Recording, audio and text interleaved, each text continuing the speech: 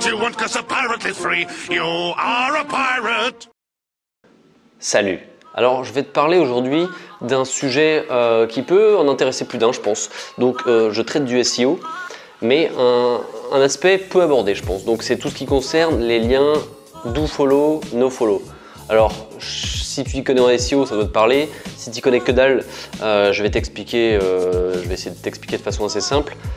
En gros, les liens que tu places, imaginons dans ton blog ou sur les réseaux sociaux, ils ont deux caractéristiques possibles, deux options possibles, soit en do follow, soit en no follow. Alors la différence, c'est que en do follow, donc c'est la version de base la plus classique, c'est par défaut c'est en do follow. Ce sont des liens sur lesquels Google va référencer la page de destination. C'est-à-dire que Google envoie ses patrouilles, envoie ses robots scruter ces liens, crawler ces liens. Pour voir ce qui se passe derrière. Donc Google fait entre guillemets une investigation sur les liens do follow. A l'inverse, les liens no follow, Google les occulte.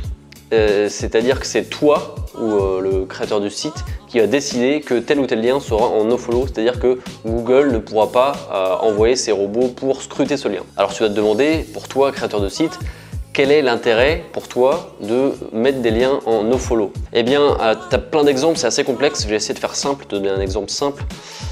Imaginons que tu décides d'utiliser un texte déjà existant sur Internet. Imaginons que tu as acquis les droits, que tu as demandé l'autorisation de copier un texte. Tu copies le texte, tu le fous sur ton site, sur une page de ton site, et via ton site, tu mets un lien qui pointe vers cette page. Donc en do follow par défaut. Donc Google va envoyer ses robots. Google n'aime pas le plagiat, Google n'aime pas la copie. Et donc les robots de Google vont comprendre que cette page, enfin ce contenu de cette page est déjà existant ailleurs sur Google, n'est pas la page originale. Et donc tu seras pénalisé. Donc dans le cas d'un plagiat, même si c'est un plagiat autorisé, mieux vaut mettre le lien qui va vers la page de destination en nofollow. Alors je t'explique pas comment faire un lien nofollow ici.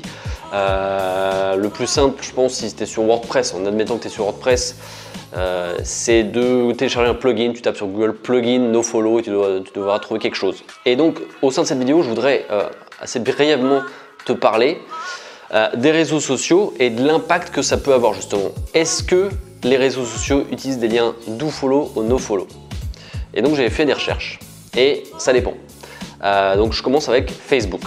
Donc Facebook n'utilise que des liens en nofollow. Donc concrètement, ça veut dire quoi? Que Facebook bloque l'accès aux robots de Google.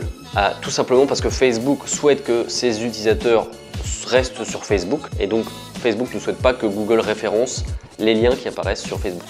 Alors la seule exception des liens en do follow sur Facebook, ce sont les liens qui pointent vers une autre page Facebook. Sinon, c'est que du nofollow. Alors, ensuite, j'ai trouvé des informations sur Twitter. Alors, est-ce que Twitter met ses liens en do follow ou en no follow? Eh bien, ça dépend. Twitter met des liens nofollow pour tous les sites externes. Les liens qu'il y a dans les tweets, c'est en nofollow. Et bizarrement, alors j'ai pas trouvé l'explication, mais apparemment, les vidéos YouTube sur Twitter seraient en do follow. C'est-à-dire, encore une fois, que Twitter autorise Google à venir fouiller un peu, investiguer sur ces liens. Alors j'ai pas trouvé les informations pour tous les réseaux sociaux, mais si tu le sais, n'hésite pas à partager en commentaire, ça fera toujours plaisir, je pourrais peut-être le rajouter dans la description. Concernant Instagram, alors ça m'intéresse si des gens s'y connaissent pas mal en Instagram. Sur Instagram, en fait, tu peux pas mettre de liens cliquables, tu peux mettre des liens mais qui seront pas cliquables, tu as le droit à un seul lien sur ta bio, donc sur ta page d'accueil entre guillemets, c'est le seul lien cliquable. Alors je sais pas s'il est en do follow ou en no follow, donc c'est quelque chose qui m'intéresse. Je continuerai à faire des recherches là-dessus, mais j'ai pas trouvé. Et sinon, je vais te faire une petite liste rapide des sites qui utilisent des liens en do follow. Donc c'est des sites sur lesquels on peut se pencher éventuellement, c'est-à-dire qu'ils autorisent les robots de Google à référencer leurs liens, ou plutôt les pages de destination des liens. Donc le peu de réseaux sociaux que j'ai trouvé et qui utilisent des liens en do follow, ce sont Tumblr, Viadeo, Pinterest, Reddit. Et le dernier, alors ceux-là je les utilise pas donc je m'en cogne un peu. Par contre le dernier que je te propose, je compte l'utiliser, je compte faire rajouter une playlist là-dessus et en parler pas mal. Parce qu'il y a des choses à faire je pense sur ce réseau-là, on n'y pense pas assez. C'est le cinquième, c'est LinkedIn. LinkedIn, donc réseau professionnel, et donc qui propose des liens en do follow. Voilà donc les réseaux sociaux dont je viens de te parler.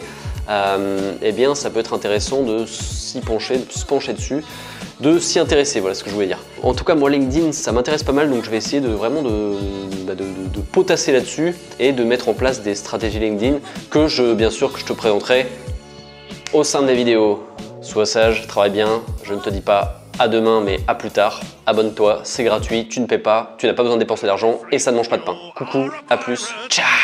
Your heart filled indeed. Being a pirate is a right to do what you want, 'cause a pirate is free. You